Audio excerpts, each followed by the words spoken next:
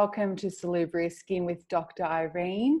Today I want to talk about jowls and sagging. They're the two most common complaints a lot of people share, mostly women in my practice, and I'm sure men may be concerned about it because I certainly hear men comment about aging, but they're not the ones that are necessarily coming to see me. So the most common complaints I get with jowls are the sagging around the jaw here, just on the sides.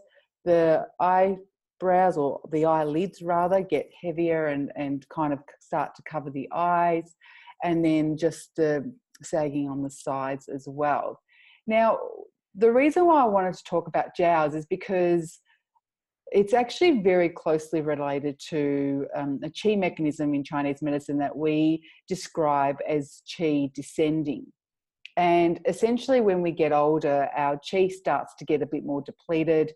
We're perhaps not sleeping enough, we're not eating properly, we're not exercising, we're stressed. All these sort of things impact our general well-being. And our qi, or our energy, is essential to our well-being. So if we're not rejuvenating when we're sleeping, if we're not eating well, if we've experienced pregnancy, you know, a lot of pressure around the uterus and the other areas closely related to the uterus can have an impact. Pelvic floor can get weaker. So that's all qi that's going down. Essentially, we want qi holding everything up, because that's where all the organs are held up nice and tight. And this can be quite an issue or concern for some people, because it's very common to have operations where netting's applied that holds the uterus if there's been a prolapse, or if there's any organs that have prolapsed. Commonly, women, but also men, can experience haemorrhoids. That's also qi descending. And what else? Also hernias. Hernias are also a qi issue. So it's not just the face, it's actually all over the body.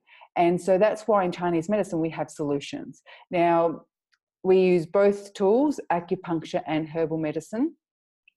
And acupuncture, there are specific points on the body we can do, specifically do 20, that's very much on the top of the head. So even if you want to press it, you put your thumbs on the top of your ear and come right in the middle, right in between there.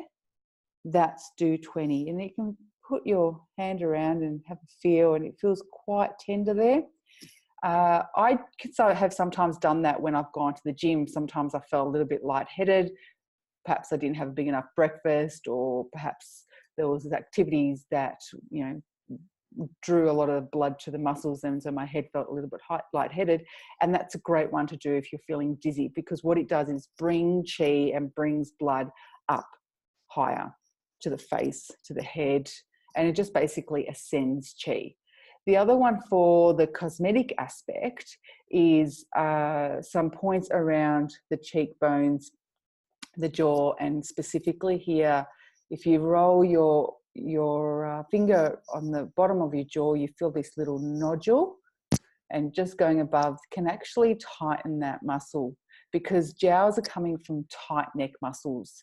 And so when we can actually relax those muscles, the muscles release and the jowls get reduced. There's also 2 points in the masseter muscle. And as I said, around here, that's called large intestine 20 in Chinese medicine. And then we've got those 2 points there. So they're all for the jowls as far as acupuncture is concerned. The other thing also it's very important to do is strengthen spleen qi. So there's a lot of points on the legs that do that. Now, as far as what you can do to strengthen your qi, most importantly, rest adequately, don't overdo it, but then don't be too sedentary. So it's kind of both ends of the spectrum can be quite harming. So you don't want to be doing no activity, because then your body can get very sluggish. So activity, promoting circulation through walking and exercise will always improve qi movement.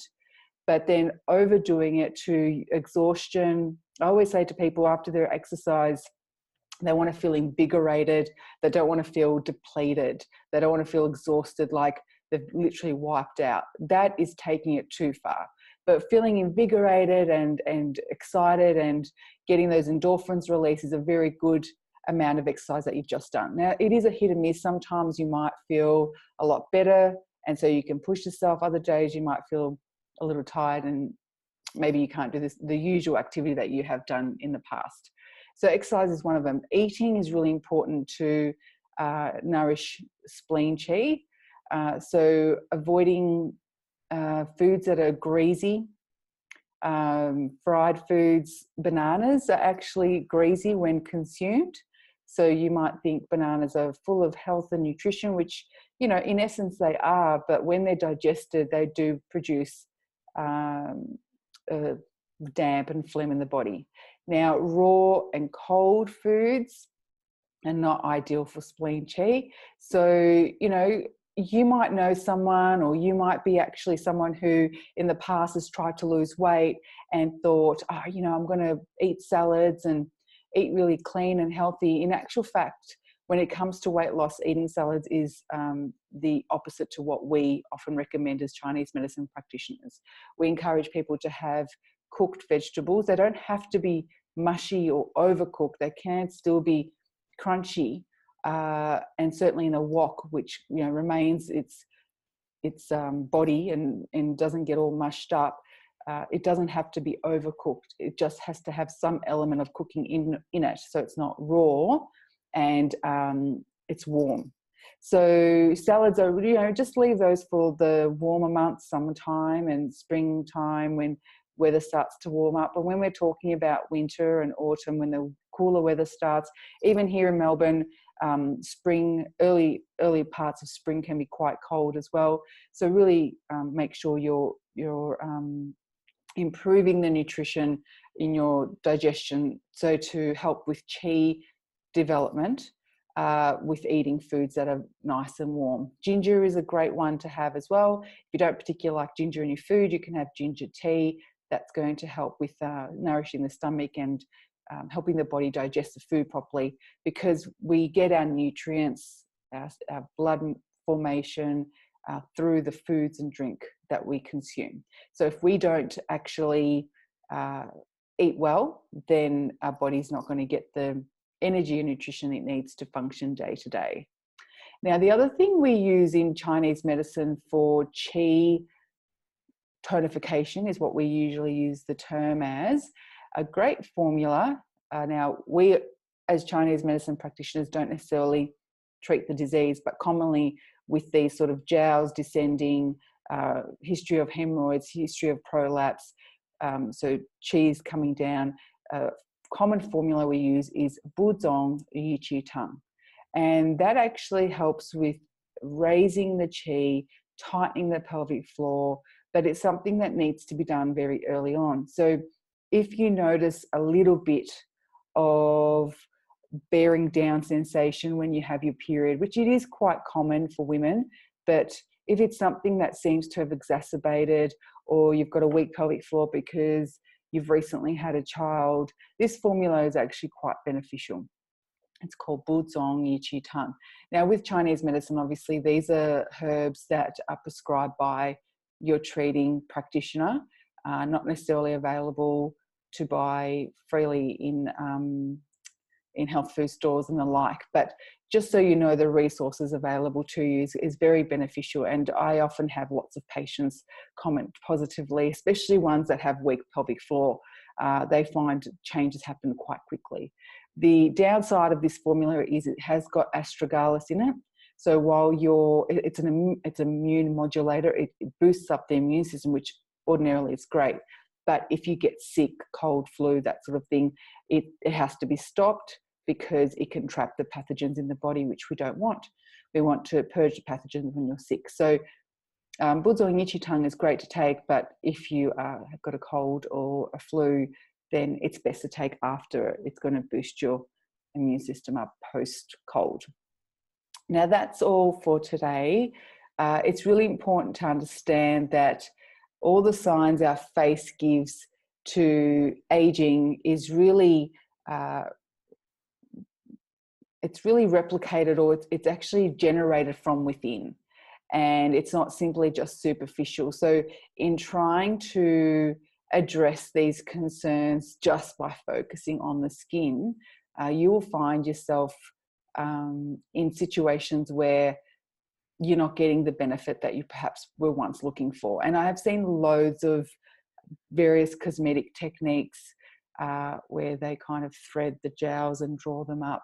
At the end of the day, you know, the best way to address chi descending is with herbs and acupuncture. Obviously, I'm biased because this is what I do, but knowing what Chinese medicine can provide, and in the way that it's non-invasive, it's natural, it works on your overall well-being, and has that long-standing approach where looking towards keeping you healthy for the future as opposed to just now, that's the most important thing.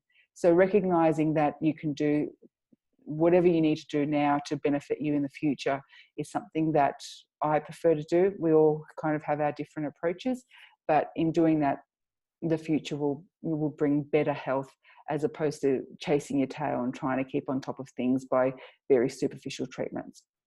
Now, please forward any emails to info@salubre.com.au if you have any questions, or if there's anything you'd like to hear me speak about, or I've got a great resource of experts that I reach out to from time to time on various topics.